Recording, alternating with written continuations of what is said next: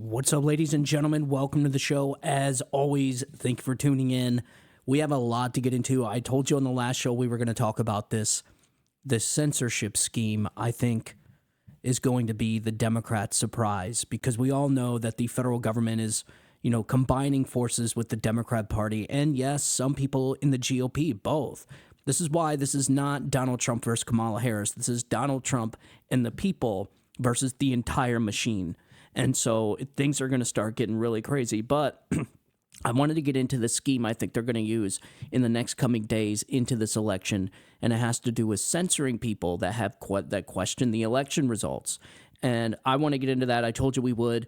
But first, I want to get into this brilliant play by Donald Trump. It is the story behind why he got into the garbage truck, and in a response to Joe Biden's comments about, calling all Trump supporters garbage. When he called us all garbage, how stupid, what a stupid word. That blows deplorable away, don't you think? Of course, I thought irredeemable when she said deplorable or irredeemable. I thought irredeemable was actually worse, but deplorable seemed to catch up. But this garbage stuff blows it away. So I'm in this beautiful plane. I'm enjoying myself. I have a wonderful suit on.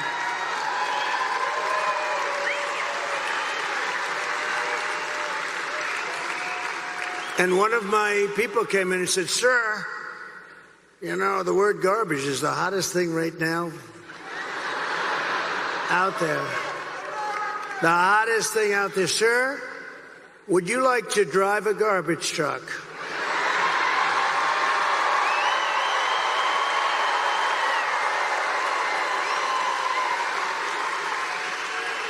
Now, we're about, 30 minutes from landing. We had to do this pretty quick. I said, "It's sort of cool, though, isn't it? Because, And I said, I think that's okay, but, I don't feel comfortable wearing a suit." And they pulled up this garbage truck. I don't know how the hell they did it so fast. I have very capable people. They put a big sign on the truck. Did you see it? I think they showed it. Yeah.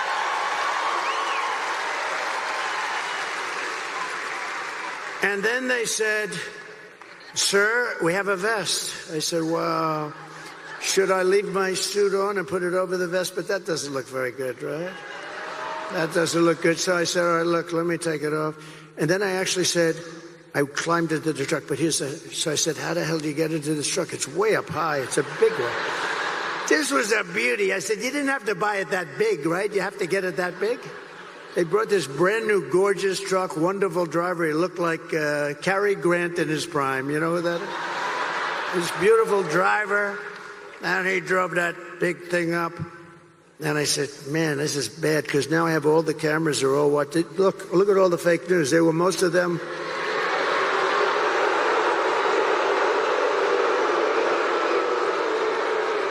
No, most of them.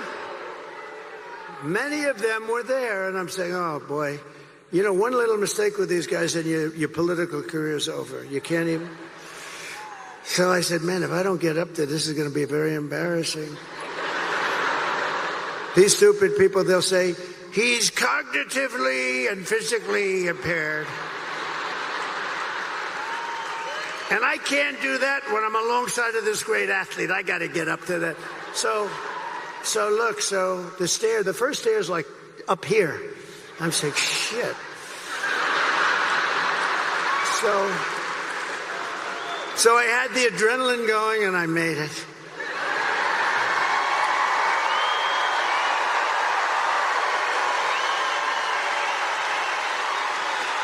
I made it.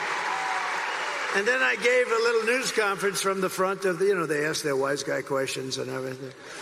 And then we drove about 2 feet. I got out, got into the plane. And then I got in the car, and I'm driving over here, and I have this still on. And I come into the arena, and I say, "Where's my jacket? I want to get out of this thing." And they said, "It would be unbelievable if you could wear it on stage." I said,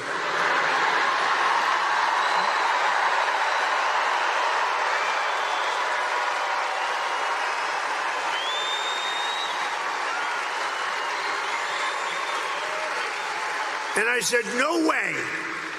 I got 25,000 people standing outside. I got all these people here. There's no way I'm wearing it on stage. They said, oh, okay, sir. I said, get me my jacket. But if you did, you know, it actually makes you look thinner. I said, oh. And they got me. I said, I want to wear it on stage. When they said I look thinner, I said, in that case, I'll wear it on stage.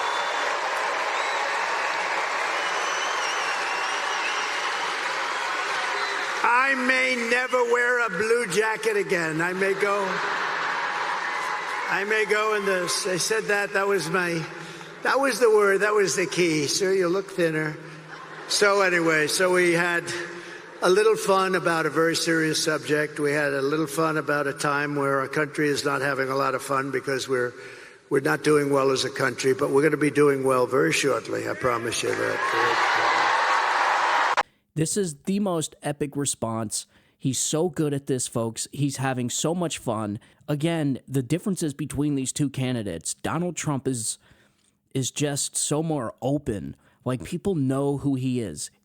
It's just so crazy. And when you get on social media and you see the talking points and slogans coming from the left on Facebook and whatnot, is the people, how do Trump supporters really not know who Trump really is or who Trump actually is? It's like they're living in a completely different reality. It's really bizarre if you think about it. It reminds me a lot of George Orwell in this alternate reality that these people build and create in order to justify their feelings towards Donald Trump, to justify their Trump derangement syndrome. And there is, without a doubt, this election is running on pure emotions. The Kamala Harris campaign is focusing 100% on people's hate against Donald Trump. That's it. There's no policies, there's no accomplishments, no resume, no charitable good things that Kamala has ever done, nothing. It is 100% Trump derangement syndrome election. And in 5 days, we're going to find out if that's enough to actually get people across the finish line. And heaven forbid if she does, because it is going to be a complete crap show for this country. Because we have already, and we should have learned our lesson from Joe Biden, because that's exactly what Joe Biden was. Joe Biden was an anti-Trump candidate, and this is the culmination of it. This is the results of, this is what you get when you vote for somebody who is not qualified, who is unfit, who cannot do the job, who is just a bad choice, period, a big mistake. This is what you get.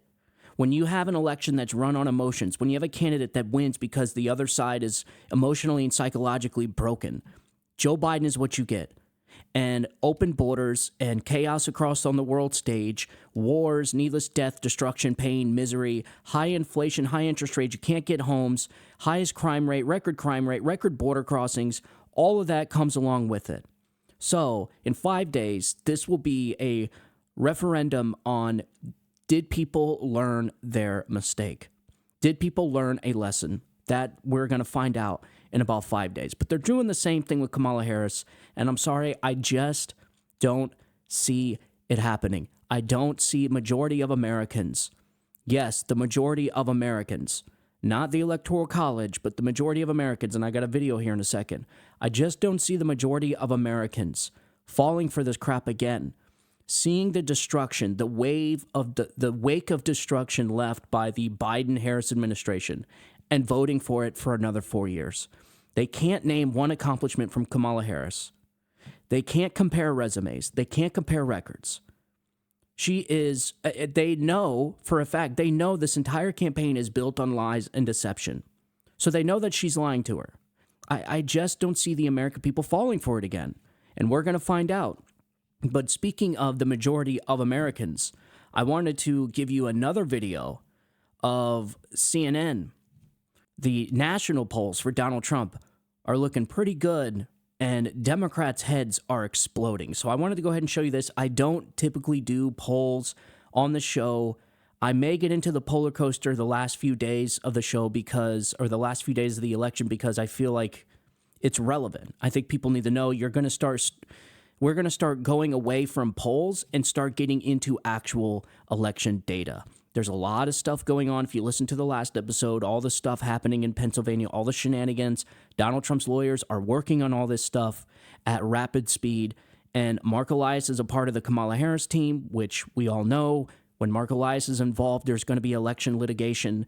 And so it is what it is. And if the American people deem it so, by the will of the American people and by an act of God, Donald Trump will win, and this country can start healing and start changing directions.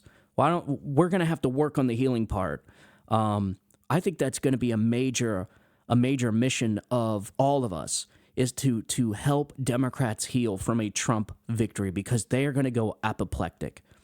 The Republicans are going to do what Republicans do. Did we cry when Joe Biden won last time, when Donald Trump lost? I mean, we don't get emotional like that. We'll move on. The future for the Republican Party looks bright. Is it going to be a disaster? Yes. And we're going to get on here every day and we're going to walk through it. Every day we're going to get through it.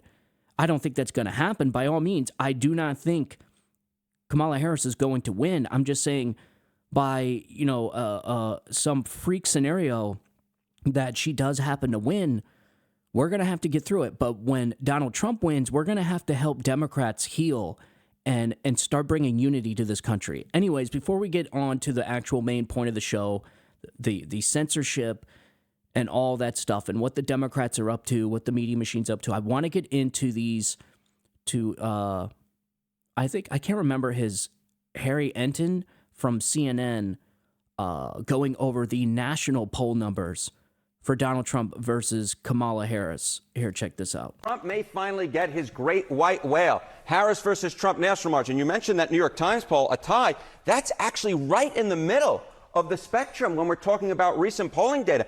You don't have to look very far to find Donald Trump ahead nationally. He was up by 2 points in the CNBC poll, up by 3 in the Wall Street Journal poll. Very close races within the margin of error. But then the same thing on the other side, right? You have Harris up by 3 points according to Ipsos. The Say 24 YouGov poll, that's a bunch of academics, also has Harris up by 3. But the bottom line is, with the popular vote, which we really haven't focused upon, a very, very tight race, John. Fact is, Donald Trump is very much in a position he could win the popular vote, which, of course, is something he would absolutely love to do. And would be something very different than we have seen compared to last time and the polling compared to last time. Exactly right. So I went back through the time machine, all right? He's good. I went back through the time machine to see where were the past 2 races at this point in the campaign. Look, Harris in the average poll right now is up by 1. Well within the margin of error. You go back 4 years ago, Joe Biden was well ahead of Donald Trump in the national popular vote polls. He was up by 9. Even Hillary Clinton was up by 6 points. So now Donald Trump's in a position he really hasn't been before at this point in the campaign, where he could truly compete, and we can truly say that the popular vote at this point is way too close to call. Of course, this is only going back 8 years. I wanted to jump even further back in my time machine to get an understanding. Hey, I haven't heard about a Republican potentially winning the popular vote in a while. And it turns out a Republican winning the popular vote, it hasn't happened since 2004 in George W. Bush defeating John Kerry. And that's only the one time that it has happened. In fact, you have to go all the way back to 1988 to find another one, when it was George W. Bush's father, George H.W. Bush, winning the popular vote over Michael Dukakis. So the fact that the polls right now are so close, John, the fact that Donald Trump has a legitimate shot of winning the popular vote is something I think a lot of folks, including in my line of work, really didn't think could possibly happen when Donald Trump was running last time around. He could make history, not just for Donald Trump, for a Republican candidate as well. Now, there are some reasons for this, and I think Democrats' heads are all exploding out there watching this right now.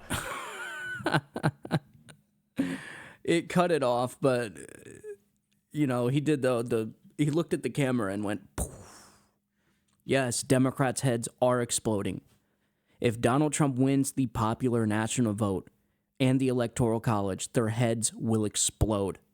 Their heads are exploding right now, and we're not even into actual voting day yet. I mean, yes, there's early voting, but election day is not even here. Their heads are exploding when they're looking at these numbers. And then Joe Biden's garbage comment. I mean, you're looking at the freaking aftermath of that has been just complete carnage for Kamala Harris. It completely wiped away her ellipse speech, right? Where they allegedly bust in thousands of federal workers to go to that rally.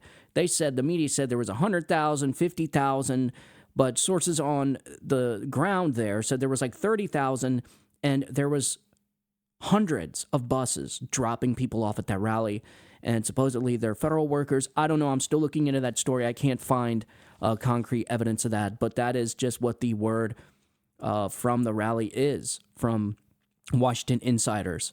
So listen, folks, this would be amazing because that's exactly what Donald Trump needs. We need to win a victory so large, so vast, that that these people are demoralized. I mean, just completely demoralized. I'm talking scorched earth, man. We need to beat these people because it's not enough. It's enough to win by the Electoral College. Donald Trump did it last time. The problem when you do that is Democrats, despite all their, claims of Donald Trump trying to overturn elections, Democrats do it every single election that they lose. They try to not certify the election just like they did in 2016 against Donald Trump. And it's all the same people. This is what's crazy. And it goes into this alternate reality I was talking about earlier, so like the George Orwell kind of, dystopian alternate reality is they accuse their opponents of what they are guilty of. In 2016, Democrats could not accept the result of that election, and they tried to overturn it. You can remember this. The same people, Jamie Raskins, who is now talking about if Donald Trump wins, he's going to use the 14th Amendment, the Clause 3 stuff, and not certify Donald Trump's election win. If he wins by the national popular vote and the Electoral College, that's going to send a clear signal. It's going to be a lot harder for Democrats to justify trying to impeach, trying to not certify, trying to reverse the results of the election if he wins the national popular vote. And so that's why we must win by massive, massive margins. And just for a rule of thumb out there, the quickest way I can kind of sum it up when it comes to these elections and how they call states, and what we want is them to call states on election night. It would be nice if this election was done and over with on election night. I'm afraid that's not going to happen for obvious reasons, because Mark Elias is involved now, so these people are going to the mattresses with election litigation. But the only way they can call states and end this election on election night is if the margin of victory for Trump is so big.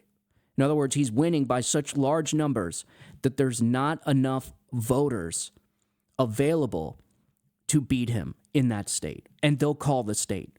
So in other words, if Donald Trump is up 1.5 million votes and there's only 500 or 700,000 votes left to count, they'll call the state for Donald Trump. I don't really know the exact formula that they use, but that's essentially what it is.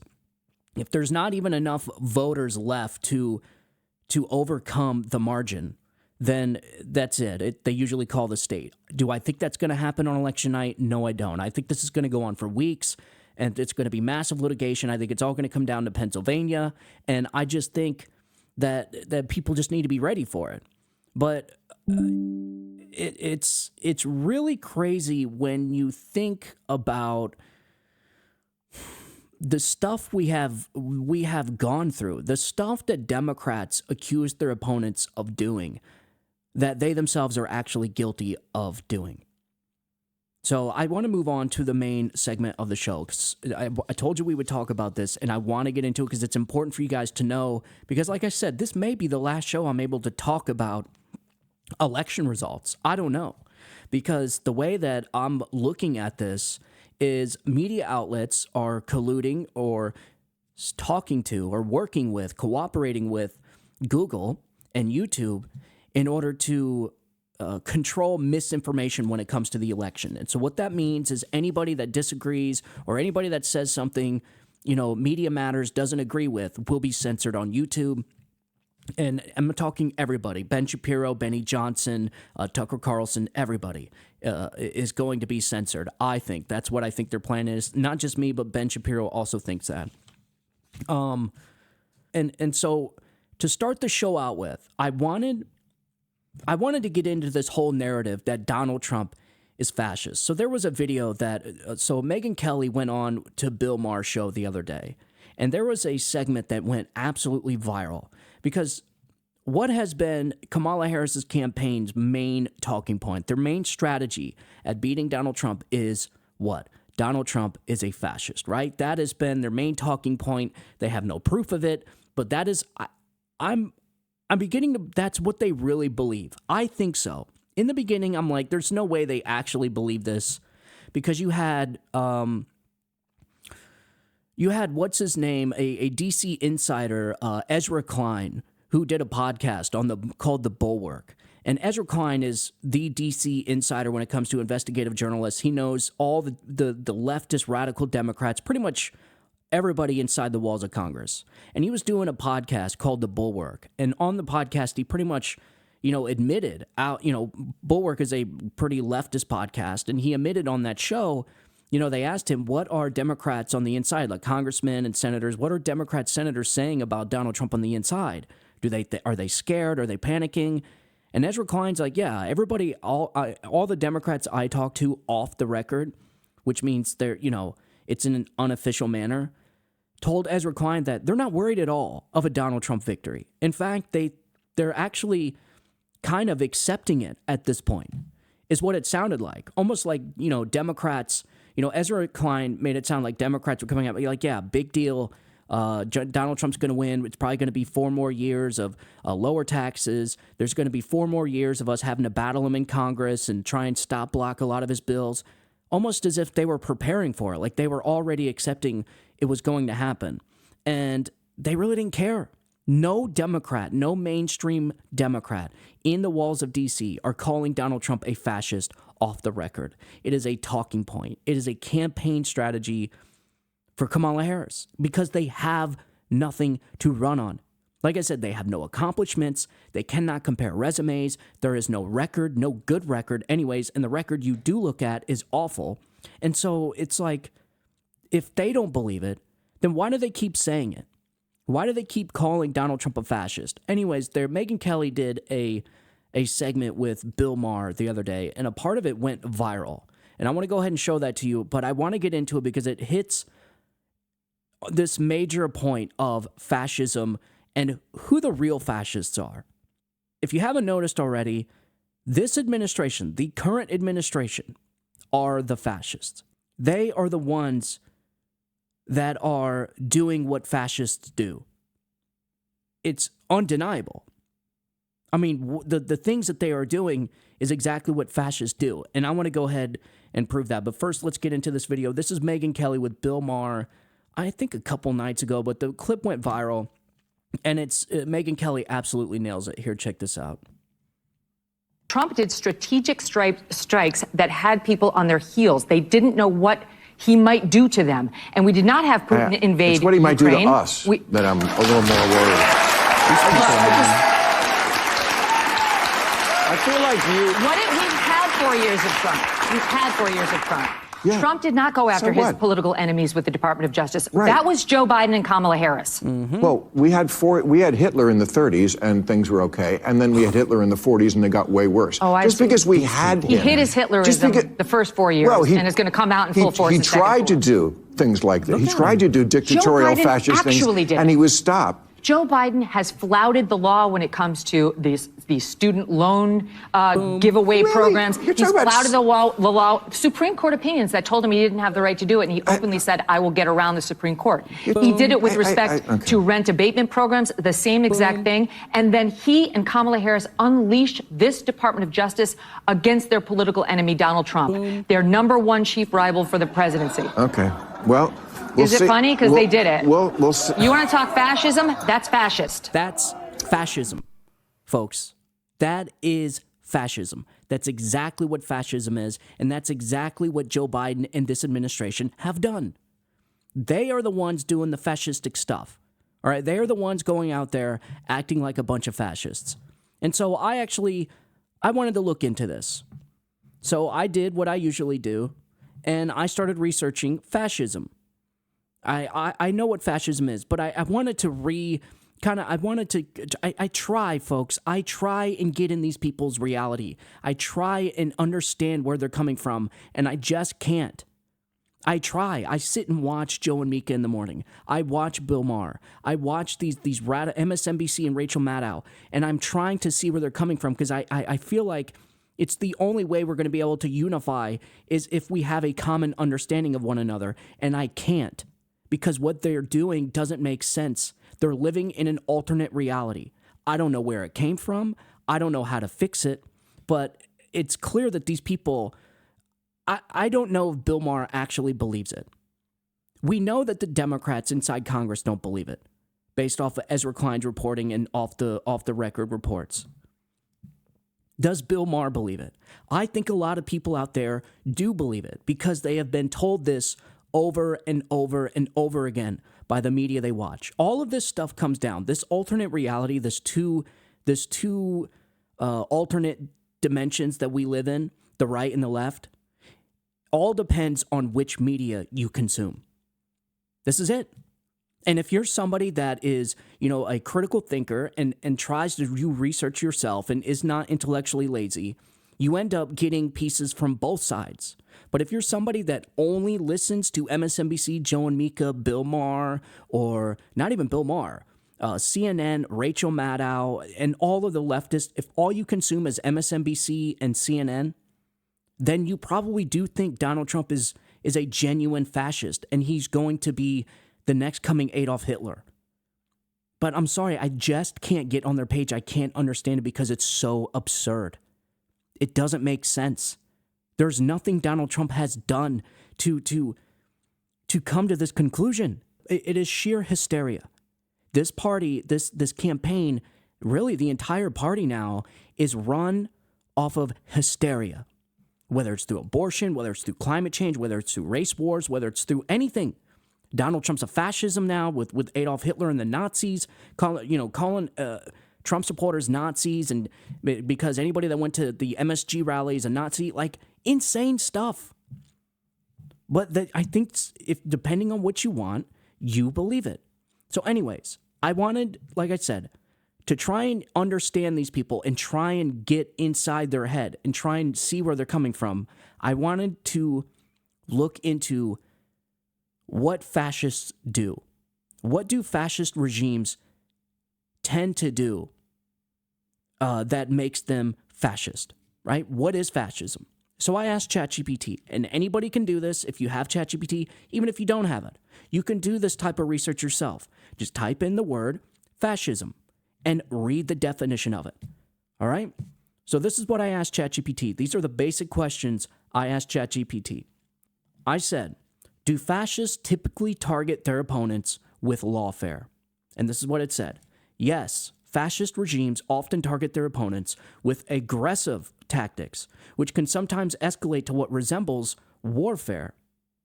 Fascism tends to be authoritarian, valuing power, unity, and control over individual freedoms. Sound familiar? This frequently leads fascist regimes to view any opposition as a direct threat to the state or national unity, warranting severe repression. It's like exactly what Democrats are doing. Almost exactly, to a T. And it says, here are some common tactics fascist regimes use against opponents. You ready for this? Violent repression. Fascist regimes are known for deploying state police or military forces against opposition groups. Sound familiar? Kind of sounds like, I don't know, locking a bunch of Republicans up that went to go protest their government on January 6th by the thousands that 700, 800, 900 are still sitting in prison right now. Yes, a few were violent, but this is a common thing, going after parents at school board meetings for questioning their school boards about putting boys in women's bathrooms. And they were targeted by the FBI? By what? By who? By Biden's Department of Justice. All right?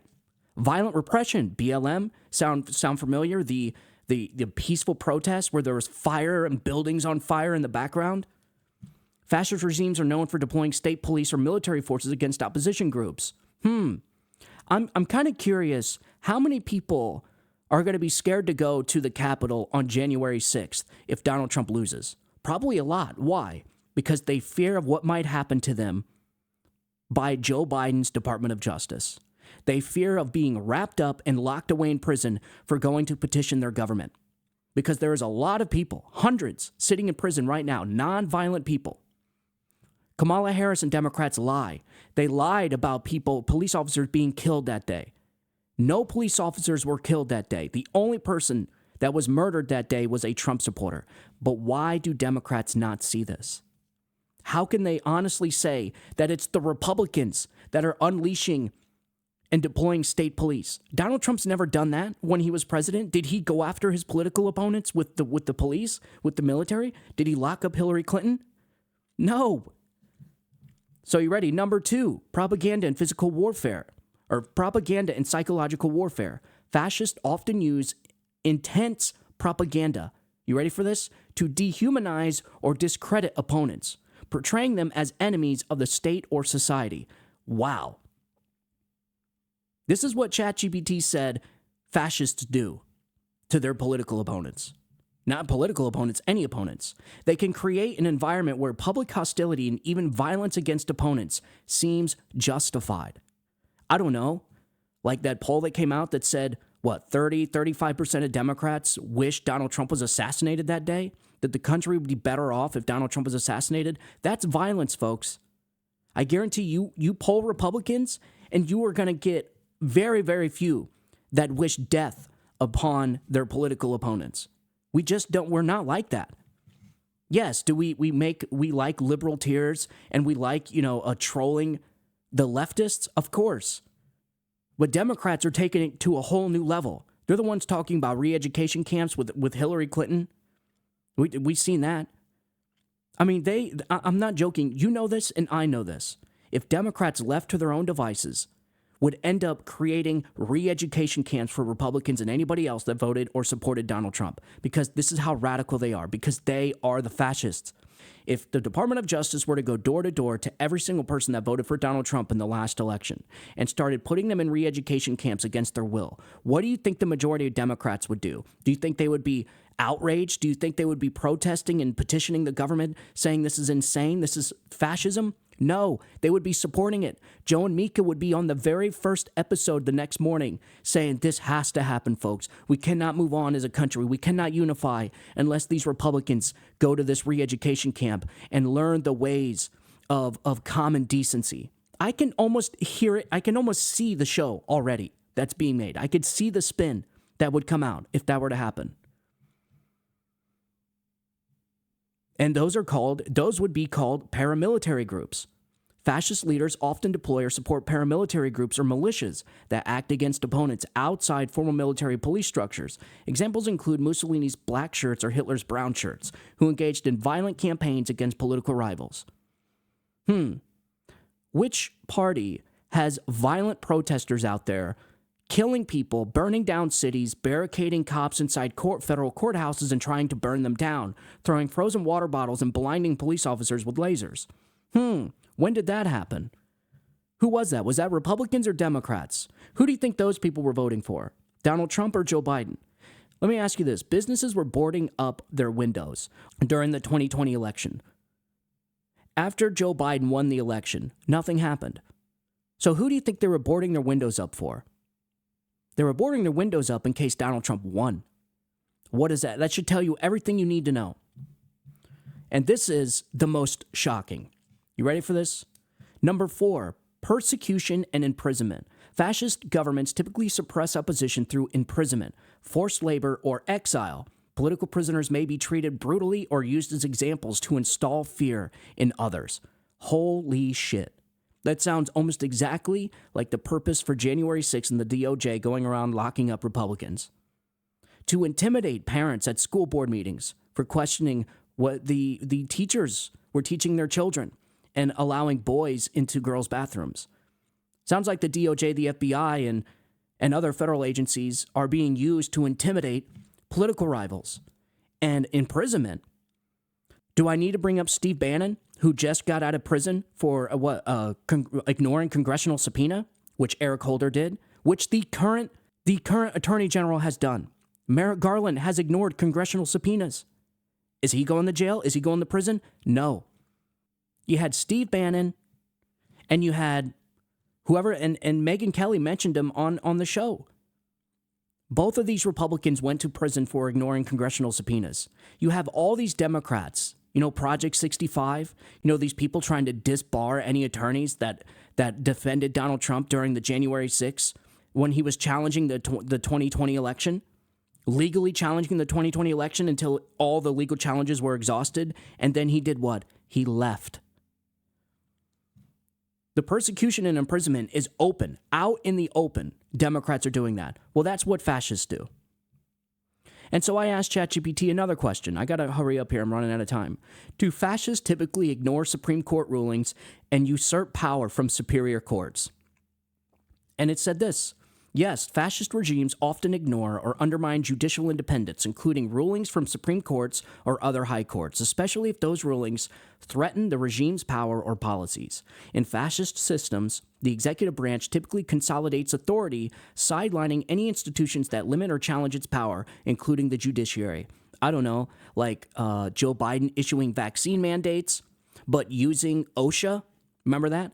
Removing soldiers, military troops for not taking the vaccine, and then using OSHA with the threat of people's jobs if they didn't get the vaccine. You remember that? People getting fired all across the country, or they had to either get fired or take a shot that they did not want.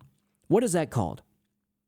I think I would call that consolidating power, using the executive branch and the federal agencies to consolidate power. That's exactly what Biden did. What else did Biden do? Oh, I don't know. Maybe like the eviction moratoriums that the Supreme Court told him he could not do. And what did he do? He did it anyways. And the student loan forgiveness, the student loan debt forgiveness bullcrap. What did Joe Biden do? He usurped the court. He ignored them. He said, oh, that's okay. I'll try a different way. And he did that twice. He even said in public that the Supreme Court tried to block me, but they're not going to stop me with the student loan debt relief stuff. So there you go. The Biden administration ignoring superior courts. That is what fascists do. And here's how fascist regimes commonly deal with judicial rulings. You ready for this? Ignoring or overturning rulings, stacking the courts. Which party wants to abolish the filibuster? Democrats. This administration, particularly Kamala Harris, has said that during her presidential campaign in 2020, that she wanted to, and I think she's even said it more recently about abandoning and abolishing the filibuster so they can do what? Stack the courts, because that's ultimately what they want, because they think the courts are being unfair because there's conservative justices on the court, and they can't have that. They must have control of the courts. And so what are they going to do? They're going to stack the courts. And I guarantee you, if Kamala Harris wins, mark my words, mark the freaking date on this show. It's Halloween, October 31st at 7 o'clock p.m., 2024. Kamala Harris will abolish the filibuster, and she will stack the courts if she's elected president. You could take that to the bank. And here we go, creating parallel legal systems. Sometimes regimes establish special courts or tribunals outside their traditional legal system. These are often used for political cases, with judges who follow regime orders instead of standard legal principles. Almost kind of like Project 65 that's going after Trump's attorneys. Now, why would Project 65 go after Trump's attorneys? I don't know. Maybe to scare them, intimidate any other attorneys that may think about defending Donald Trump or defending Trump as a client? It's probably pretty difficult for Donald Trump to get a representation these days, isn't it? Yes, it is. This is one of the struggles Donald Trump has, because every attorney that thinks about defending him has to worry about either losing or getting fired from their law firm or going to jail or getting disbarred, because Democrats, this administration more notably, is creating a parallel legal system using attorneys on the outside like Norm Eisen to go around to different judges and courts and court shop in order to get people like Fani Willis, attorney generals like Alvin Bragg, and all these judges. We see it right in front of us. They're weaponizing the justice system against their political rivals. That's the stuff fascists do. And there's more. Oh, there's more here. It gets worse. It gets worse. Threatening. This says it right here. Threatening or intimidating judges. What did they do to Judge Eileen Cannon for her decision to dismiss the Trump case? What happens to any judge that goes against Democrats? Like with what's his name? The kid that defended himself with the rifle. Defending himself. What did they do to that judge? They absolutely tried to destroy that judge. And then here we go. Number 5, weakening judicial authority. Fascists may also pass laws that limit judicial power or strip courts of their jurisdiction over certain types of cases. Further ensuring that courts cannot effectively oppose the regime. Sounds an awful like what Democrats want. And that would be fascism, because that's what fascists do. And then here was my last question in the chat GPT. Do fascists typically project onto their opponents exactly what they are doing? And it says, yes, fascist regimes and leaders commonly engage in projection, accusing their opponents of the very actions, tactics, or ideologies they themselves are employing. This strategy of projection serves several purposes. Number 1, deflecting criticism. By accusing opponents of the same behavior, fascist leaders shift focus from their own actions and attempt to delegitimize criticism. This redirection can confuse the public and make it difficult to discern truth from propaganda. That is exactly what this administration has been doing for the last 4 years, is accusing Donald Trump and Republicans, their political opponents, of everything they themselves are guilty of doing. Everything. And it's almost to a point now that if Democrats accuse Trump or Republicans of doing something, it's almost a guarantee that they have done it, are doing it currently, or plan on doing in the future. That's how bad it's getting with this. And they do it to deflect criticism. Why? You could think of it, this analogy. You have 2 kids, and say the 2 kids, one of them punches the other, and the one that punched the other kid runs up to the mom and says, Mommy, the other kid is trying to punch me. Who do you think the mom is going to believe first? Do you think she's automatically going to believe the kid that actually got punched, or do you think she's going to believe the kid that tugged on the mom's dress first and made the accusation first? Boom, there you go. Yes, eventually the truth will get to come out when you do a little digging, you do some research, and you investigate a little bit. You think critically. That's what it takes in order to. That's what you have to do in order to open your eyes to what the stuff that's going on. Trust me, I was a Democrat. I know this, and I did not see this stuff until Obama. After I voted for Obama, I unplugged myself from this matrix, and now that I've seen it, I can't unsee it. But everything has to be questioned when it comes to these people. Everything. And most of the time, 99.9% of the time, they are guilty of what they are accusing their rivals of doing. It's insane. And that's why I say, just like with what's his name that plans on using the 14th Amendment to not certify Donald Trump's election victory, Jamie Raskins. He plans on doing exactly what they're trying to imprison Donald Trump for, which is not certifying the election, using legal challenges to overturn the election results. This is what they're doing. This is like they're talking about it openly. Jamie Raskins has said that they're going to have to, since the Supreme Court didn't do their job, is what he's accusing the Supreme Court of doing, that Congress is going to have to deal with this, which he means by accusing Donald Trump of being an insurrectionist, and so therefore he's disqualified to be president. That is exactly what they're going to do when Donald Trump wins. That's why I always say November 5th is only the beginning. We got many stages to this battle. Unless Donald Trump wins by a landslide. It's the only way. Anyways, number 2, when it comes to fascists projecting onto their opponents, they use projection to justify authoritarian measures. By framing opponents as threats, fascists justify their repressive actions as necessary for protection or, quote, national security. For example, they might accuse opposition groups of being violent or dangerous, providing cover for state-led crackdowns. Almost like how they're setting up misinformation and disinformation boards and then accusing the other side. And they do this to what? To keep society safe from hateful rhetoric. That's what they're doing. They will, I don't know, stack up a bunch of troops in the Capitol after January 6th and say they're doing it to what? To keep the Capitol safe. Where were they before January 6th? That place looked like something out of the Hunger Games, right? The Capitol looked like something out of the Hunger Games after January 6th. It looked like Fort Knox. You had curfews and almost like martial law there. You had guys with machine gun nests after January 6th. Again, projection to justify what they are doing, to justify their authoritarian measures. So in order to keep America safe from Republican and Donald Trump's mean rhetoric, we're going to have to start a censorship board, a misinformation, a ministry of truth kind of thing, right? Straight out of George Orwell, in order to keep the Republicans, or in order to keep the people safe from Donald Trump's dangerous rhetoric. It's what they do, man. I'm telling you, is this stuff not shocking to people? I know I went on forever here. So they project onto their opponents to rally support. Projection helps create a sense of moral clarity for supporters by framing the regime as the defender of order and values. Opponents are cast as chaotic, corrupt, or morally inferior, which can solidify loyalty among followers. That is Kamala Harris's entire campaign, is to frame the regime as the defender of what? Democracy. What do Democrats call themselves? Oh, we're defending democracy. We're defending free speech. We're defending the Constitution. I'm telling, this is wild, bro. When I read this, I said, this is insane.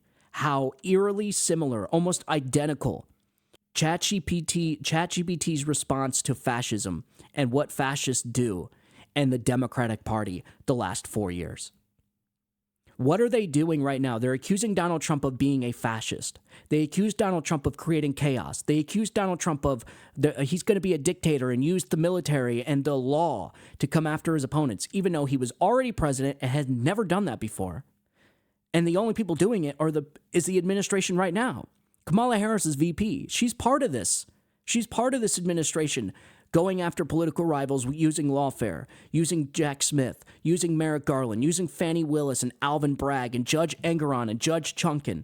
Kamala Harris knows every bit of this. She is a part of this. This is a part of her administration. So she's claiming to be the so-called defenders of democracy while they are actively destroying democracy. They have literally tried to remove their political rival off of ballots in several states. Donald Trump. And this is what's crazy, is they did it and they said they're doing it in the name of democracy. And guess who cheered for it? Every single Democrat. And the Democrats that weren't cheering for it have left the Democrat Party now. Because they see exactly what I see. They see what you see. That it's these people that are the fascists. And they are accusing their opponents of what they are guilty of. Why? Because that's what fascists do. Donald Trump has a record. He never went after his political opponents, even though he could have. He never did anything that these people are saying he's going to do. Like, these people might have had a shot at convincing people Donald Trump was going to be a fascist back in 2016 because nobody knew.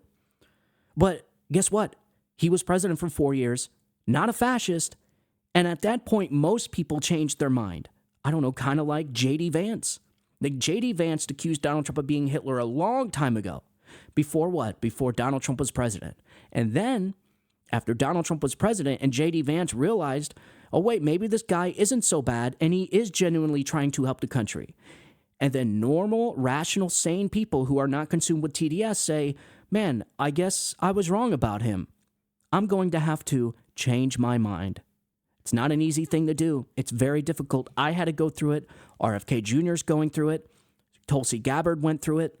All these Democrats that have changed their mind when it comes to conservatism and Donald Trump, they see exactly what I see. And once you see it, you can't unsee it. Elon Musk, many, many examples of this.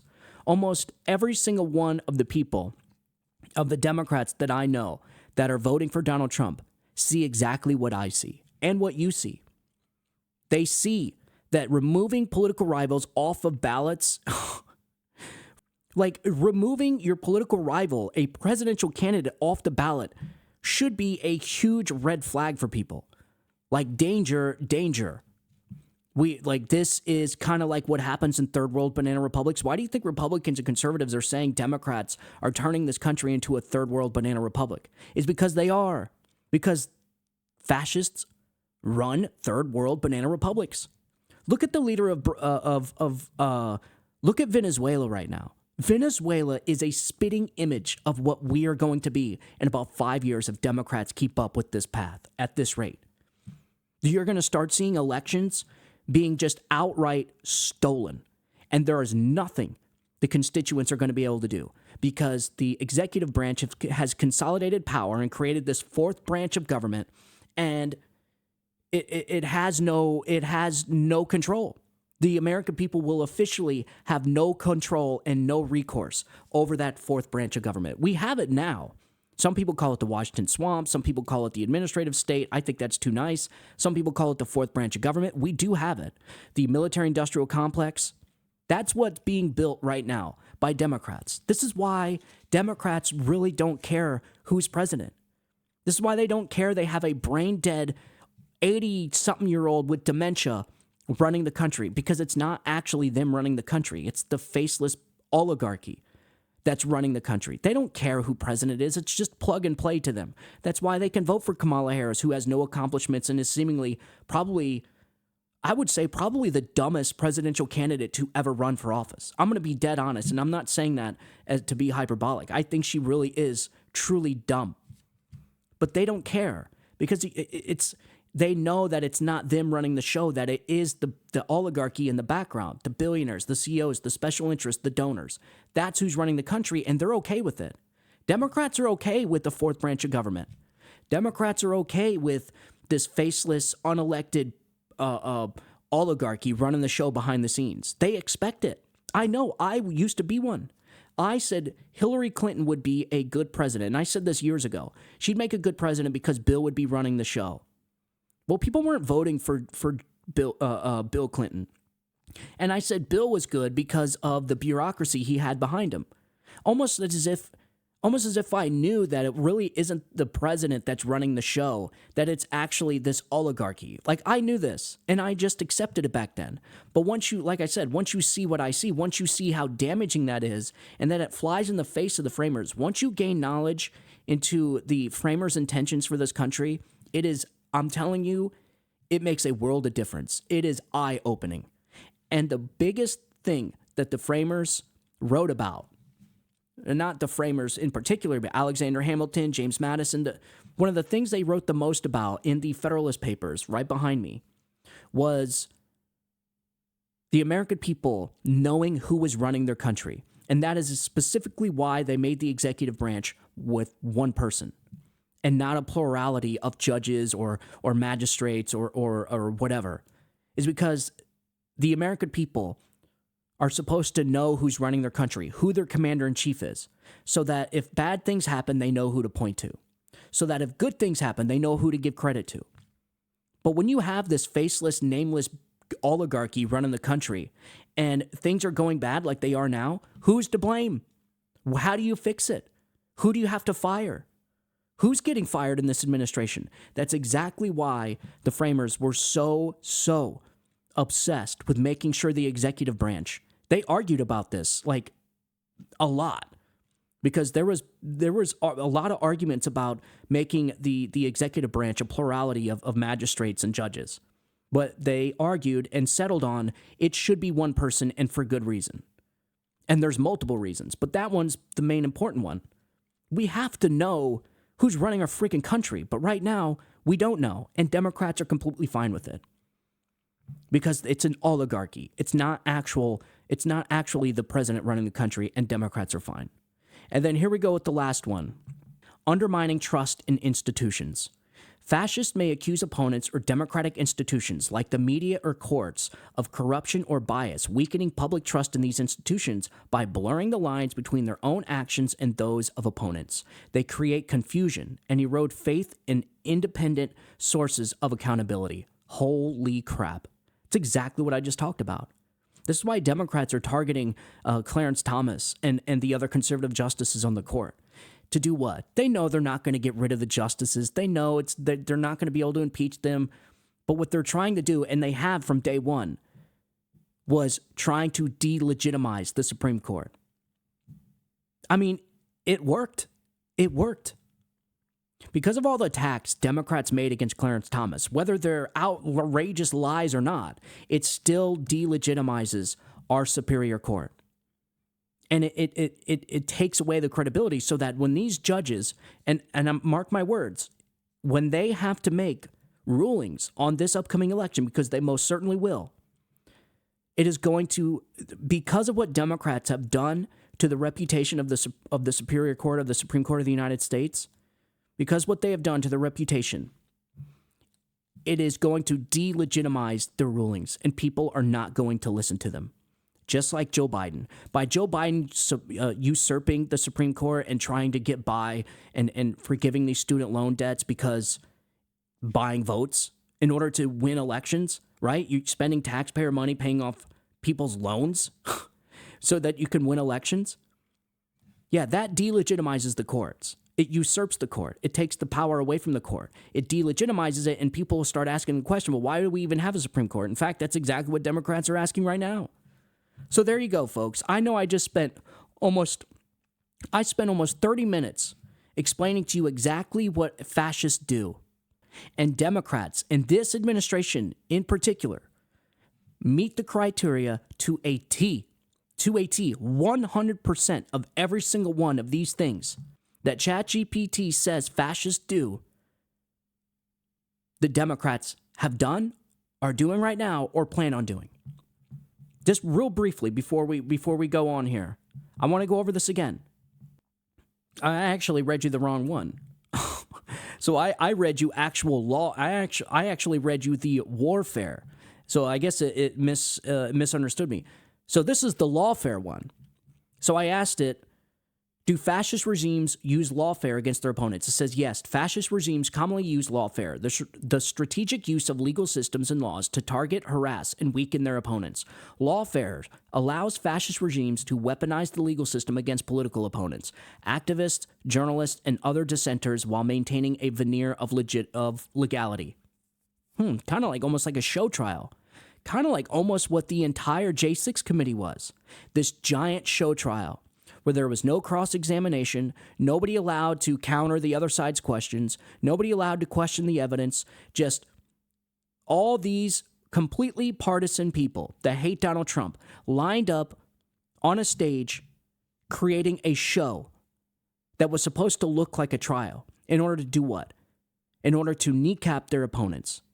So this millions of dollars of taxpayer money spent on this show trial called the J6 Committee was all lawfare in order to damage Donald Trump. And that's not even including all the other cases that he is in, which judge with Jack Smith, with Fani Willis, with Alvin Bragg, all show trials where they had to create this hodgepodge. They had to cram together and smash different laws in order to create the veneer of legitimacy of actual a legal system. So in other words, they're going through the process, they go through the paperwork, oh, here's the trial, and now this witness comes on, and this will happen, and cross testimony will happen, even though the judges are completely one-sided and have made their mind up already, literally, in the case of Judge Engoron. They're show trials. That's lawfare. That is the stuff fascists do. I didn't see Donald Trump. I didn't see any... Did you see any attorney generals or district attorneys visiting the White House during Donald Trump's administration, and then shortly after Donald Trump's political rivals were being charged with ridiculous cases? Because that's exactly what happened with Fani Willis and her boy toy that went to the White House and charged the taxpayer 8 hours. 8 hours. And then what? Then shortly after, charges come for Donald Trump. And that's not just that. You got Jack Smith. He doesn't even have to visit the White House. He's already there. He's already in D.C. I want to know the connections after this election. This is exactly why they're so terrified of Donald Trump winning, because he's going to look into all of this stuff. All of this stuff is going to be investigated, and rightly so, because the American people need the truth. When Donald Trump wins, it is going to reveal the largest scandal in American history. You're going to see scandal after scandal after scandal. You're going to find out who the cocaine was in the White House.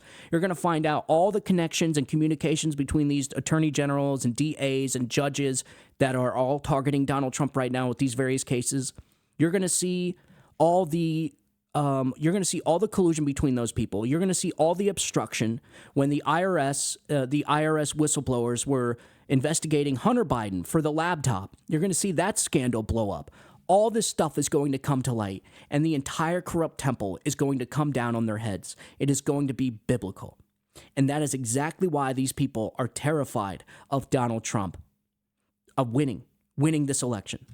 Is because all of these scandals are going to come to light, and the American people are going to see just how corrupt this administration was and just how corrupt this government is.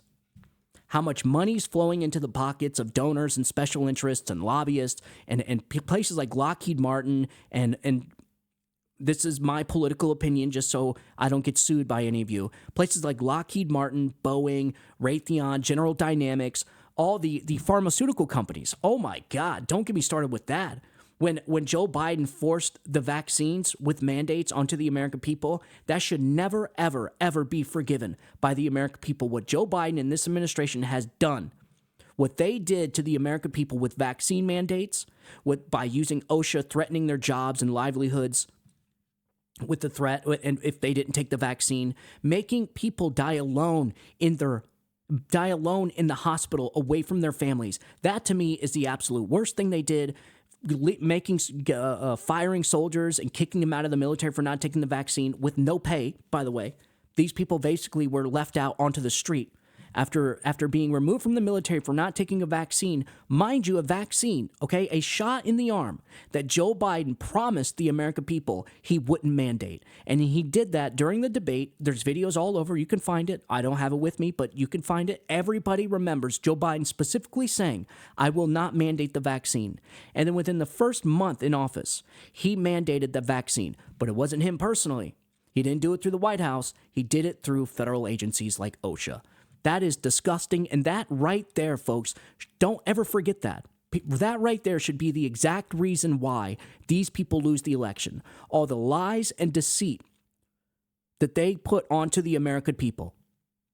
That is exactly why they should lose this election.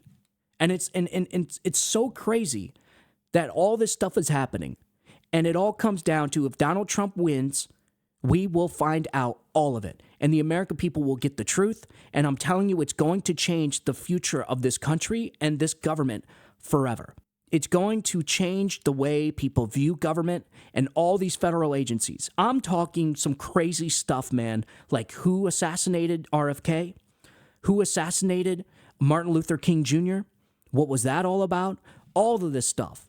And I'm telling you, the American people will not view this government the same again. That's how much corruption we are talking about here. Stuff that is going to blow people's minds. I'm talking the mass slaughter of foreign Indian tribal for their lands to run oil lines, like the shit that movies are made of. Like that is what's going to be coming out of this government if Donald Trump wins. And that is why these people are so terrified. And that's also what makes people nervous about this cabal of people, this oligarchy, not allowing Donald Trump to win.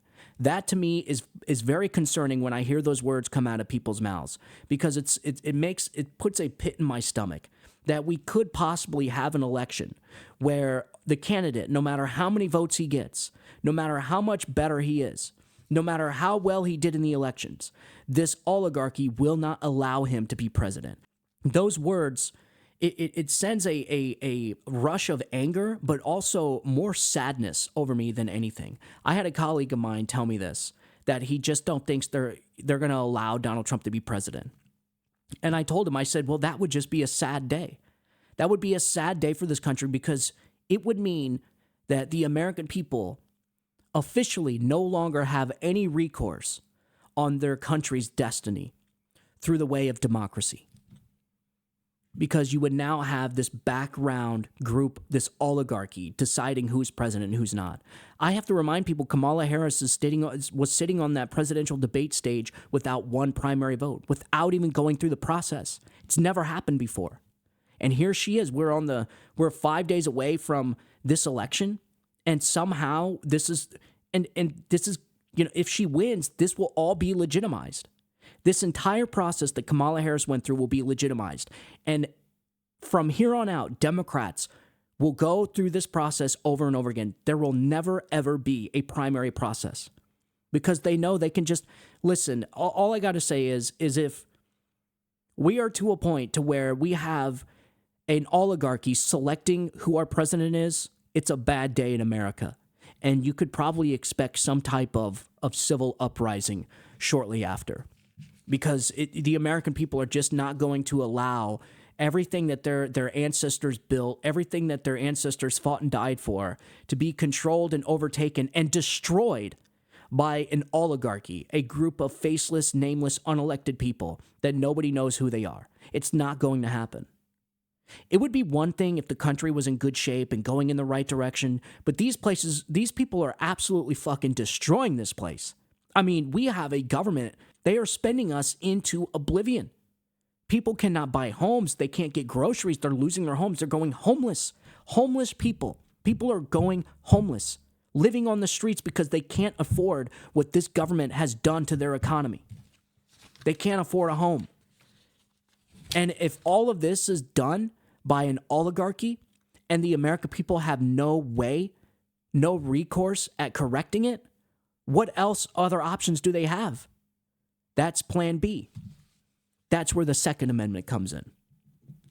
And that's how that works, folks. That's exactly how the framers of our country designed it. They were not dumb people. They were very, very smart when it came to tyranny.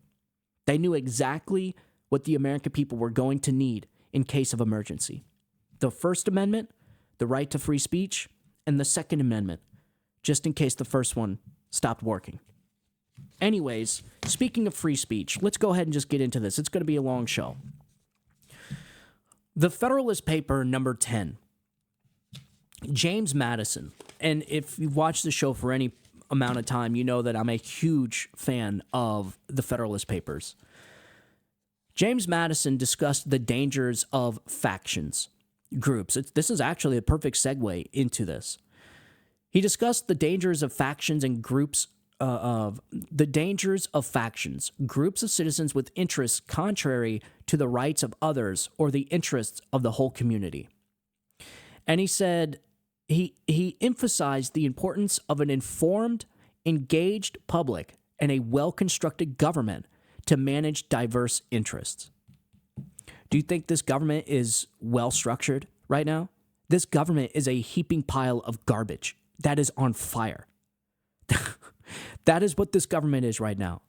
Yes, the public is becoming more and more engaged than ever. They're becoming more and more informed, and the more that they learn about what their government is up to and how bad their government is, the more they don't like it, and the more uprisings you're going to see. Anyway, so James Madison argued in the Federalist Paper number 10 that a large republic can mitigate the effects of factions by making it more difficult for any single faction to dominate. The underlying principle is that when citizens have a variety of interests, beliefs, and perspectives, and when they can share ideas across a wide area, it's harder for a single faction to gain complete control. In this sense, Madison recognizes that a well-informed and diverse public helps protect liberty by diluting any single faction's influence. Yes. So in other words, you fight speech with more speech. Because when you do that, you allow, if it's a bad idea, then somebody with the good idea is going to come along. If somebody's talking about something and they're wrong about it, it's going to allow somebody that knows more about that something talk and correct it. And this is why free speech is so important, and this is exactly why they made it the First Amendment. This is exactly why this infringement on people's First Amendment is causing so much damage. And to be honest, folks, it's the number one thing not just our government wants, but other governments. The World Economic Forum, all the governments. This is obviously, it's happening right now in the UK and England and all across in Europe. Censorship is out of control. People are going to jail for stuff they are posting online. And the problem is all of these governments want this. And we talked about this on another show, the World Economic Forum, the Summit of the Future, how they're talking about online governance and safety. And a lot of it revolves around misinformation. They're going to use the keywords misinformation and hate speech. Remember those two words? Those two words they're going to use to justify censorship. And when that happens, it's not going to be good from there. Because all throughout human history, the people that were behind the censorship never, ever turn out to be the good guys. Ever. And it's not going to change now. So just like the old saying, history may not repeat itself, but it certainly rhymes. We're going to go through the entire cycle again if the American people don't push back on this. All this can stop by electing Donald Trump. This is why I say Donald Trump it's not just so easy as, oh, we think Donald Trump's going to solve all these problems. Donald Trump is going to be the stop block to essentially give 4 years for the American people to start electing representatives to push back on this stuff, to start rallying around freedom, liberty of speech, freedom of speech, not censorship. If Kamala Harris gets elected, you're going to start seeing a lot more censorship in America. You're going to start seeing, Ministry of Truths pop up again. These censorship boards that we already have, things like CISA. You're going to start seeing this stuff. The World Economic Forum definitely wants Kamala Harris to be elected. And that should be a giant red flag for everybody. When you have countries like Iran that want Kamala Harris to get elected, when you have countries like China that wants to see Kamala Harris elected, when you have countries like Russia that wants to see Kamala Harris elected, maybe voting for Kamala is not a good idea. Because why does Vladimir Putin, Iran, and China want Kamala Harris to be elected? Those are the wrong people. The whole saying, you could tell a lot about somebody by who they hang around with or who their enemies are. That's the perfect analogy here. Anyways, to get back into this. So communication and exchange of ideas are essential because they allow citizens to be aware of government actions, weigh different perspectives, and hold the government accountable. The idea aligns with Madison's broader vision, a republic where public discourse and diverse opinions protect against tyranny and support a government that serves the public good. This is why they made the First Amendment number 1, man. These guys were not dumb. They knew all this stuff. They just got done fighting a friggin' war, a tyrannical king. They know about all this stuff. And what worries me is this whole scam that I see, not just me, but Ben Shapiro kind of threw out yesterday. And that's this story right here with Media Matters. So I want to go ahead and get into this. So this is a story from this is a story by Darren Beatty over there at the Revolver News. This came out on the 28th. It says, Red Alert, New York Times running with Media Matters op to deplatform conservatives.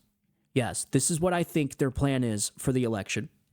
This is how they're going to push the election through, because it's one thing to win the election.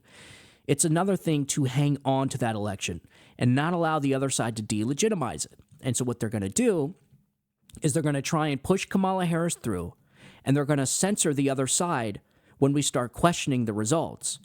And therefore, it's not going to allow Republicans and conservatives to, quote-unquote, delegitimize a Kamala Harris presidency.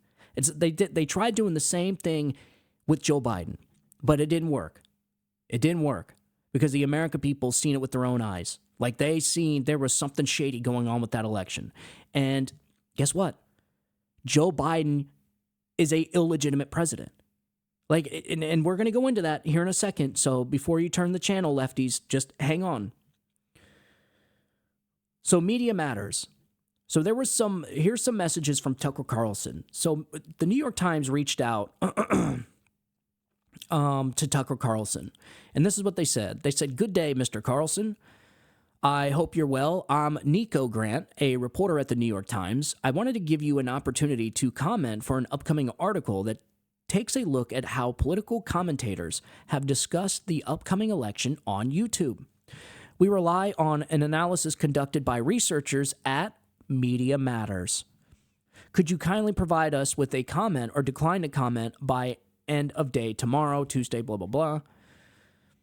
And then it goes into misinformation, including narratives that have been debunked and are not supported with credible evidence. Researchers identified videos posted by you in those 4 months that contain election misinformation. We feature a clip of you saying all of the sadness we've seen after the clearly stolen election. All these bad things happen, but people I know love each other more. Thank you for your prompt response. And then Tucker Carlson responds, and then Media Matters says, thank you for your prompt response. Would you like to? Anyways, so they reached out to Ben Shapiro too. They reached out to Benny Johnson, I think, and several other conservative content creators. And what this tells me is that Media Matters, and not just me, but Darren Beattie as well, is that Media Matters is starting to create this machine. They're colluding with with social media platforms, probably like Facebook, certainly not X anymore because Elon Musk owns it, but that's why he's such a target on their list. Anyways, through Facebook, Instagram, TikTok, and all these other social media platforms, they're going to collude once again with one another. And whether the federal government's involved or not, it doesn't really matter. But I think it's pretty obvious that, yes, the federal government will be involved somehow because that's what they do. We've seen this with the Twitter files. It says it's not just the New York Times Media Matters. NewsGuard has also been mobilized. The entire censorship industrial complex is in full-blown meltdown. Yes. And then here are some tweets by Tucker Carlson again. And then here's one from Ben Shapiro. It says, if you are wondering what the legacy media would plan for its October surprise, wonder no longer. It's here. Today, I received the following text from a reporter. It's pretty much similar to what Tucker Carlson received. So now CNN even kicked a MAGA commentator off the air for making an off-color remark. And so this is Ryan Gerdusky, CNN kicked off for, talking back to a CNN commentator who obviously is a pro-Hamas commentator. And they kicked Ryan Gerdusky off, who is a conservative. But this is what CNN and these outlets are doing. They're engaging in mass censorship. They're removing the people out of the conversation. And they're creating a giant echo chamber, which they've already been in an echo chamber, so this is going to make it even worse. The right wing is more anti-fragile and immune from censorship this time around, but Google and YouTube remain one of the last bastions of totally controlled deep state operations. This time around, even Mark Zuckerberg is loosening up the reins of social media censorship. And basically, this is what you can expect. So Media Matters is going to work with the reporters like New York Times. They're going to go to Google and they're going to say, hey, look at what Ben Shapiro said, or look at what Stephen Torriello said, or look at what Benny Johnson said, or Tucker Carlson said. This, according to our researchers and fact checkers, is misinformation. But we all know that these fact checkers, they're pretty much wrong on most stuff. On 90% of the stuff that they fact check, they're wrong about. During the presidential debate, they fact checked Donald Trump in real time about his crime statistics report. And they fact-checked him, and they were wrong. They were wrong. The FBI revised the crime stats report, and Donald Trump ended up vindicated. He was right the entire time. This is why fact-checkers are dangerous. This is why fact-checkers should be banned. They should not be given the credibility that they are. And YouTube and Google certainly should not be listening to places like Media Matters and NewsGuard to censor people on YouTube and kill their channels. But this, I think, is what they're going to do. Anybody that talks about the election, anybody that, and this is why I say you may not hear many of these videos. I could have videos banned right now, probably. This one will probably be banned. That's why I said it on the last show. But this is Media Matters and these so-called fact checkers are media outlets, the people that are supposed to be doing honest journalism and, reporting the facts and news. They're going to be working with places like Media Matters, who are obviously anti-conservative, anti-Trump, and pretty much want to censor anybody that says things that they don't like. They're going to be working with YouTube and Google and trying to convince them, and I'm sure they're not going to have to try very hard, to start censoring conservatives when it comes to this election. That's it. But I'll tell you what, when Donald Trump wins, the leftist Democrats are going to be able to say whatever they want about Donald Trump to try and delegitimize his presidency and this election.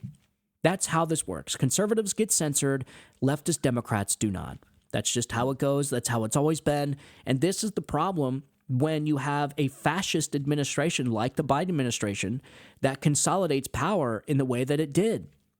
It consolidated power and created this giant apparatus of collusion between media, government, federal agencies, and big tech social media platforms. It is the trifecta of doom. And so for these people, just like fascists do, they project onto their opponents. They accuse their opponents of being threats to democracy when it's actually these people who are the biggest threats to democracy. They are the biggest danger to free speech, and they can't even see it Maybe because they're too blinded by their Trump derangement syndrome, which is certainly a possibility. But I don't know. I just hope the poll, I hope the video I played you earlier from CNN giving off the national poll numbers of Donald Trump and Kamala Harris gave you a little bit of hope. Because we need Donald Trump to not just win the Electoral College, but also the popular vote, and in a big way. I want Donald Trump. I don't want to give Democrats like Jamie Raskins the ability to try and challenge this election, to try and not certify it, and really try and overturn it. Exactly what they're accusing Donald Trump of doing. They are going to be doing in about 10 days. Wait and see. Mark my words. They're going to be doing exactly what they're trying to jail Trump attorneys for, what they're trying to disbar Trump attorneys for, and what they're trying to imprison Donald Trump for. Democrats like Jamie Raskins and the entire crew, you know who they are, they're going to be doing the exact same stuff because we have a two-tier justice system in this country right now, which is, again, a huge threat to a democratic republic, and it's all being conducted by one side. And that side, because that's what fascists do, are constantly accusing their opponents of doing what they are doing. So, listen, folks, this is a long video, and man, I feel like I had so much stuff we had to talk about, but I feel pretty good. I think we got it all out, man. I think we got it all out.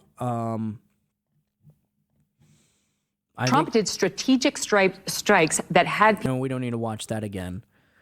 Oh, there was one thing I wanted to see. Tim Walz. I'm going to kind of segue into the next segment that I want to talk about. Tim Walz is in some deep crap with the Chinese Communist Party and the possible influencing that he could be under by the Chinese Communist Party. But listen to this projection from Tim Walz. Check this stuff out. Instead of doing what Donald Trump is, cozying up to these dictators, cozying up to China, we'll never let other countries like China undermine these investments with unfair trade deals. Look, that's a plan, not a concept of a plan, and I'm damn proud of it. And that comment... I can't stand this guy, folks. I don't know what it is. He annoys me more than Kamala Harris. He really does. This fake, phony, he calls himself a hunter, couldn't load a shotgun.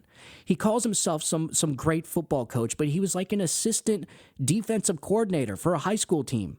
Like, this guy is as fake as they come. And according to his brother, you can't believe anything he says.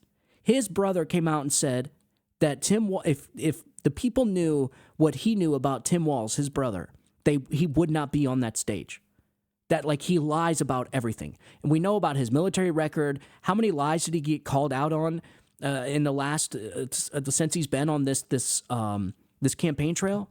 Lie after lie after lie.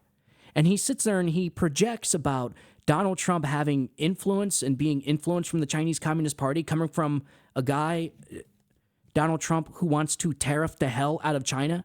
There's one thing, there's a lot of stuff you could say about Donald Trump, but cozying up to China is not one of them. China can't stand Donald Trump, and they fear Donald Trump getting elected probably more than the bureaucrats in Washington, D.C. That's why they're supporting Kamala Harris. And we all know that China's supporting Kamala Harris. Of course they want Kamala Harris to win. That's why you see all these bot farms on Facebook and social media. That's all run by China. Anyways, this guy talks about Donald Trump being influenced by China, but check this out. This article came out today. We're gonna go through this and then we're gonna be done. This piece came out yesterday, I think, and it just flies in the face. It just the projection coming from Tim Walz is so absurd. It's so in your face. Here, check this out. To this, a Department of Homeland Security official is warning colleagues that Governor Tim Walz's vice presidential nomination feeds into China's efforts to influence Washington, D.C. This is really concerning. Brooke Singman was the first to report on the story. She is here with the details. Brooke. Good morning, you guys. Yeah, so House Republicans are intensifying their efforts to investigate the Democrat vice presidential nominee and Minnesota Governor Tim Walz's alleged ties to China. House Oversight Committee Chairman James Comer releasing a portion of DHS internal communications it received from a whistleblower discussing China's alleged activities with Walz. The message was sent by a DHS employee to colleagues on Microsoft Teams saying, quote, "Walz got the VP. You have no idea how this feeds into what the PRC, or the People's Republic of China, has been doing here with him and local government. It's seriously a line of the intel targets someone who is perceived they can get to D.C." Now, Comer, in a letter to DHS Secretary Alejandro Mayorkas, says, quote, "The committee's releasing the above message as an example of the communications within DHS's possession in which DHS officials express concern about the CCP targeting politicians and their influence operations at the state and local levels." Comer says specifically their concerns about China's influence operations as they relate to Governor Walz. Now, last month, Comer subpoenaed Mayorkas for records relating to those alleged connections after the whistleblower notified him of those messages. Comer is now accusing the Department of Homeland Security of stonewalling the subpoena. Of course. He says, quote, "DHS did not produce responsive documents before the subpoena's due date and subsequently neglected to produce a single responsive document." The House Oversight and Accountability Committee says Walz has traveled to China an estimated 30 times. And in the 1990s, Walz organized a trip to China for his high school students, a trip which was reportedly paid for by the Chinese government. Guys. All right, Brooke Simon Lackross. Brooke, thank you so much. Let's bring in former State Department spokesperson Morgan. What? So not only did this guy go to China 30 times, but one of his trips was paid for, allegedly, by the Chinese Communist Party, and Democrats don't have a problem with this, and this guy's able to get out on that stage and accuse Donald Trump of cozying up to China? Do you guys see the gaslighting here? Do you see the manipulation? Do you see the tricks, the deception, the lies that they are feeding the American people? It is breathtaking, man.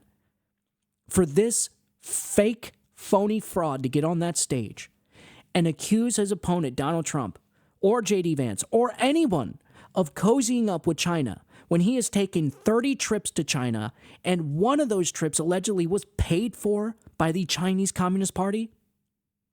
I think we got freaking issues. And then the House of Homeland Security comes out, a whistleblower, says that they're concerned with Tim Walz's connection with the Chinese Communist Party and the influence that it may give China.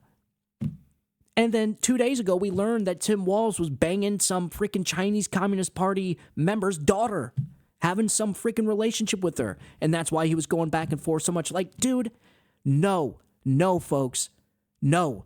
If anybody is worried, and I know a lot of people aren't really concerned about this, it's not really people's top concern about, China and the influence operations they conduct on the American politicians, don't do this with Tim Walz. You want to talk about intellectual property theft? This guy will sell out our country faster than hell, quicker than the Bidens. You think the Biden corruption was bad when it came to foreign influence and foreign corruption? Wait till these people get in power. Why do you think Kamala Harris's ellipse rally was so big? It was all the federal bureaucrats. It was all the people praying to God that she wins so they get to keep their jobs and, one, not get investigated, and two, make all kinds of money. They were all bureaucrats. We've seen this story come out where they were bussing in federal employees for Kamala Harris's rally. So, like, if there's anybody in Washington, D.C., for Tim Walz to come out and accuse anyone of cozying up to China, it's incredible, man. It really is incredible. The gaslighting, the kahunas on these people. Tim Walz is a fake, phony fraud, and he is unfit to be vice president. Kamala Harris is unfit to be vice president. I cannot imagine this weak beta male possibly being the president of the United States. Can you imagine that? This guy. I mean, you want to talk about selling the soul to our country out to China.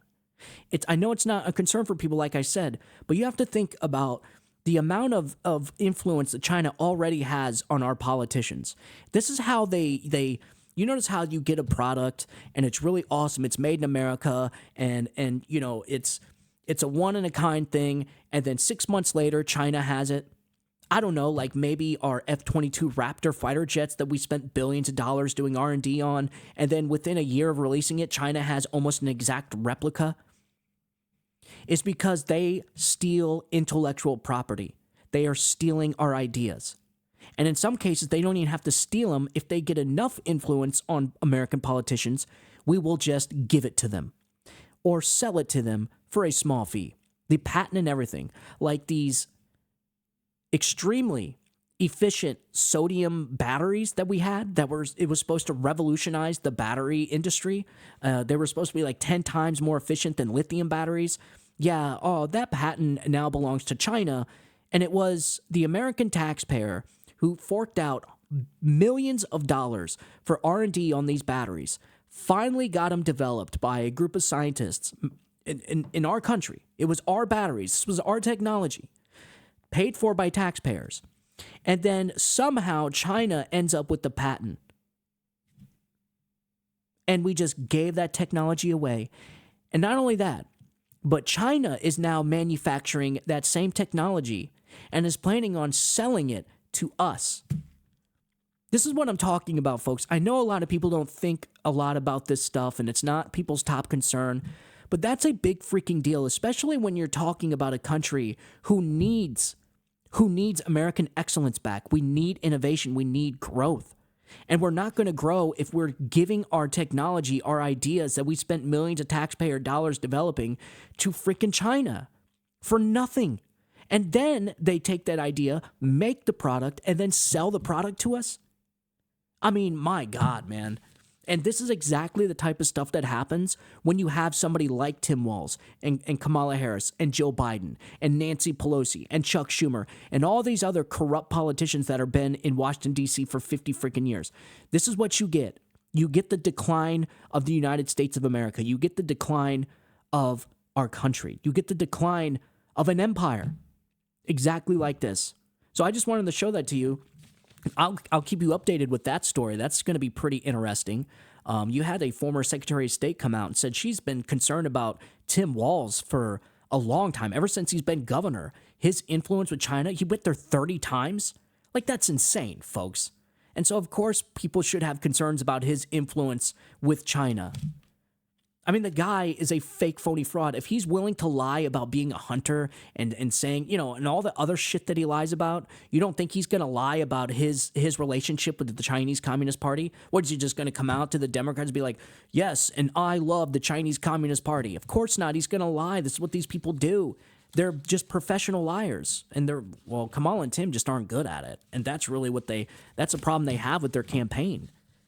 It's this Potemkin campaign that they just can't get past the American people because of shows like this, because of alternative media, which that's why the World Economic Forum, the globalists, want censorship so bad. It's because they see they're losing grip on their power. So listen, man, when the media outlets, the mainstream media, have owned the information for decades and have been able to twist it and bend it any way they want to, the American people have been plugged up to this matrix. Well, now, because of social media and places like X and Rumble and free speech, alternative media, now people are starting to see the truth. And now the globalists, the ruling class elites, are feeling the power slip away from them, and they have to get control of it. And that's where censorship comes from. And if you vote for Kamala Harris and Tim Walz, it will get worse. They will have that control. And then we'll get that power right back, because the first thing they're going after is Elon Musk and X. And you can see it already. But all right, folks, that is all I feel like I needed to talk about. I'll keep you updated with the Tim Walz story. I'll keep you updated with election results. I'll keep you updated with polls. We'll get on the poller coaster when we're a few days more, in a couple days. We're a little bit closer to the election, because I want to start getting real data. I want to start getting real data coming out of these states, not just polls anymore. Because I don't like giving people polls, because I don't like people getting complacent. So if I go out there on my show and I tell my audience that Donald Trump's going to win and he's doing great, then people get complacent and they just don't go vote. Let's be clear, Donald Trump is doing good now. The momentum's on his side. If I wanted to be anybody out of these two, I'd want to be Trump. But if people do not go out and vote, and I'm talking in freaking epic numbers, we're going to lose this election. That's all I have to say. Because you have to outbeat the margin of the shenanigans that are going on out there. That's already going on in places like Pennsylvania and Wisconsin, which I'll get on the next episode. Like, that's the stuff I want to get into as we're going into this election the next couple days. But I don't want people getting comfortable with, like, if people do not go out and vote in freaking crazy numbers, we're gonna lose. I mean, Donald Trump's looking good, but not that good. I mean, that's what I'm saying. I don't like getting on the roller coaster because it goes up and down, but now we're starting to get real data. And so I want to feed some of that data to you guys, and we're going to go over it. And yeah, well, I'm sure there's going to be a crazy amount of information coming out in the next 24, 48 hours. So we're going to have plenty to talk about. I think I did pretty well at getting everything I wanted to discuss out today. I didn't get into the 10th, the Federalist Paper number 10 as much as I wanted to with Madison, but you know, I'll get into it. You know me, I'm obsessed with the Federalist Papers, man. I think it is the heart and soul of our nation, man. The founding documents, if you go back and you read them, read some of the letters the framers of our country wrote to their wives and their families. It gives you a window into a life that is so similar to ours today, as far as, you know, American patriotism and the American lifestyle, the American dream, but so different because of just the times that they were. I mean, you actually had men of virtue. You had like men proud to stomp out corruption. The proudest thing they can do in a round of a day was call somebody out for their corruption. Like, that was like, you know, when men had virtue, where they did things for out of virtue and not like this self-greed and self-promotion and rich, you know, self-enrichment and self-empowerment to create, you know, positions and build bridges for board seats at the military-industrial complex. Like, no, none of that. You actually had men of virtue that were seriously risking their lives and their fortunes and everything for this country, much like Donald Trump. You know, the only president I know that went into politics and came out poorer than when he went in, yeah, the guy that donated his paychecks, that's something else a lot of people don't talk about. Why didn't Joe Biden donate his paychecks? I mean, the guy was worth millions of dollars. And can anybody, and I mean anybody, and I've been looking, find one good charitable thing that Kamala Harris has done for anybody? I'm talking like, has she ever donated money to like a drug addiction center or a battered women's shelter? Like, anything. I can't find it. Much like I can't find that documents for when she was working at McDonald's. I'm telling you, folks, this woman is fake. Everything about her is fake, and it will be the biggest downfall to America going through another 4 years of this. And it's going to do nothing but empower the oligarchy and legitimize this entire process. On November 5th, you could tell these people no and give them the biggest middle finger you can find, and that's voting for Donald Trump. So, all right, ladies and gentlemen, as always, thank you so much for tuning in. If you want to support the podcast, you can follow the podcast on Apple Podcasts and Spotify.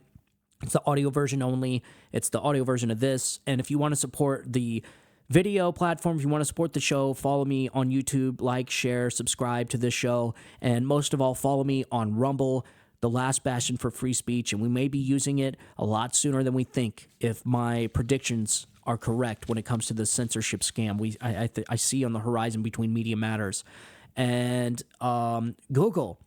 So, yes, follow me on Rumble and just share the show with your friends and family. It's the best thing you could do. I don't ask for money. I don't ask for I don't charge any money for my show. I don't do advertisements or nothing like that. The biggest thing you could do to help the show is just share it. Share it. Like it, and then share it with your friends and family. Let them know what's going on out there. Let them know.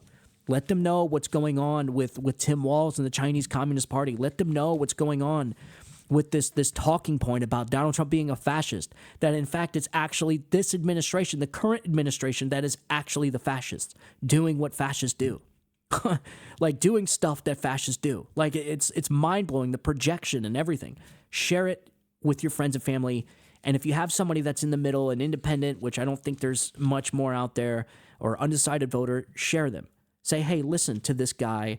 He reads fascism word by word and what fascists do in regimes, what the fascist regimes do, and it's identical to what this administration is doing and what Democrats are doing.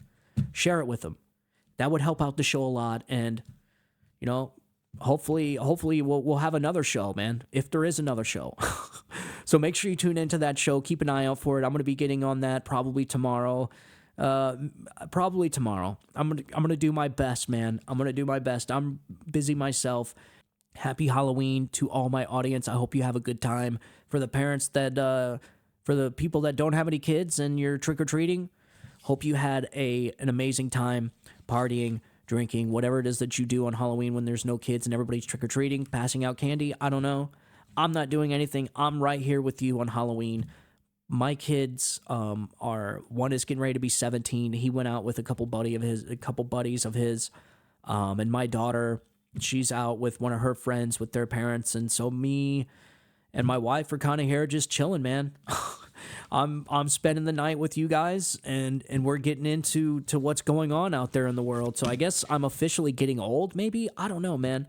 I'm only 37. I mean, I'm getting ready to be 38, but I feel like that's not that old. But we had kids really young. So, like, I mean, it's a good thing. But it's also, you know, there's pros and cons, just like with everything. When you have kids young, you get to grow with them. Like, you get to grow as a family unit. You get to grow together and have these experiences together while you're still young. And we had kids when we were 20. The bad thing is you're not really up on your feet financially. And so it's really tough. I had to get a job at friggin' Walmart. The moment my wife told me she was pregnant, like, that changed my entire life.